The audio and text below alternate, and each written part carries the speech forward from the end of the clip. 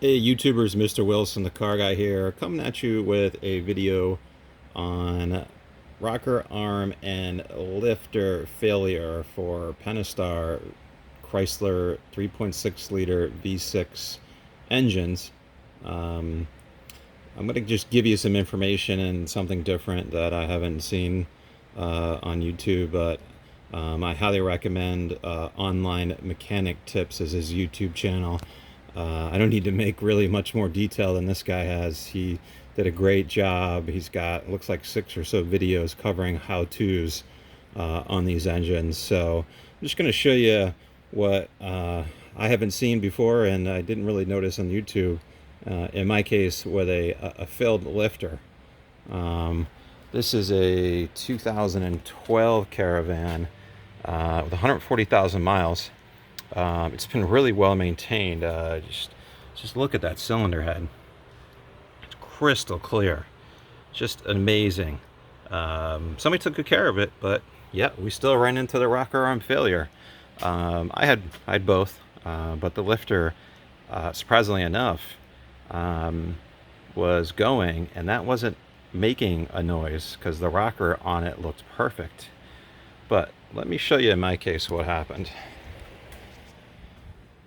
Here are the camshafts out of that left bank, and here's the new Dodge one. And here is the exhaust cam lobe. Now look at that, how it ate the polish right off the cam. What happens is, when this lifter fails, here is the culprit. See how I can squeeze that like a spring?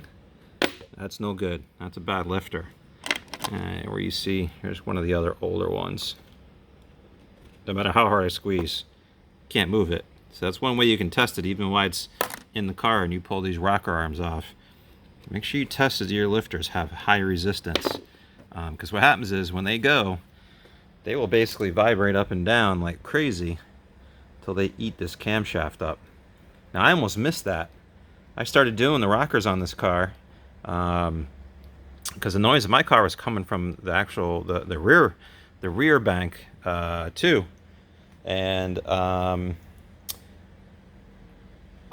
came across this one because I decided I was going to change all rockers. This is my personal vehicle that I use for shipping some cargo. So, long story short, I did find 2 rockers, and luckily I parked it soon enough. None of my rockers ate into the other camshafts, but I did find 2 that you could shake, had the looseness to them. They were about to fail, and as I was going through them, you know, you're rotating the camshaft to pull them out. I was able to get these lifters out without taking the camshafts out of the car, which is a very suspect thing on the YouTube. A lot of mechanics who do these say don't do that, or it can't be done because the chain's too tight. It can be done. There's a tricky way to do it. You have to be able to push down on the valve spring enough to pop it out. But I digress. Really, this video is more of, hey, make sure you check these guys. When you are going through everything, make sure you're turning the engine over by using the crankshaft only to turn the engine over. Don't turn it over with the camshafts. Also, this is a good little tip. When you replace your rockers and your lifters, soak them in oil for a while so that they're not all dry on cold start, and you won't accelerate more issues in the future. Yeah, mine had a light tap, and it was on its way to major destruction if I wouldn't have rotated this lobe on the up position and saw it. I would have been in for some really bad disaster down the road at some point. So, your Chrysler starts to tap, park it right away fast as possible, or you will be ordering camshafts. Outside of that, this is a little bit of a tricky of a job. Intake comes off very fast. The valve covers have some harnesses and some sensors you got to remove. All that's covered in other videos. I bought the cheapy China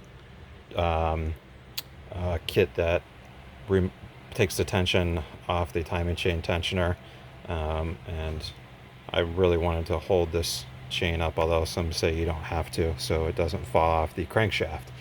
But like again, I'm not as familiar with these engines, so there is a way to change these rockers, though. I did all of them in the back without taking off this chain. These ones are all easy on the non-tension side when you loosen all these caps up. And these ones are tough. I got these ones out no problem. These ones right here, you have to use a pry tool to push down and pry up on the to reduce the valve spring tension. So it can be done. Not a good thing for rookies to try to go and do, though, because you could slip, mess a bunch of stuff up, mess up your cam lobe. So I wouldn't recommend that. If you do need all your rockers replaced, you're supposed to take the camshafts out. Anyhow, I hope this video helped someone with a possible lifter failure to just double check your lifters while you're in there, as well as your rockers. If you like this video, hit the like button and subscribe. Thank you.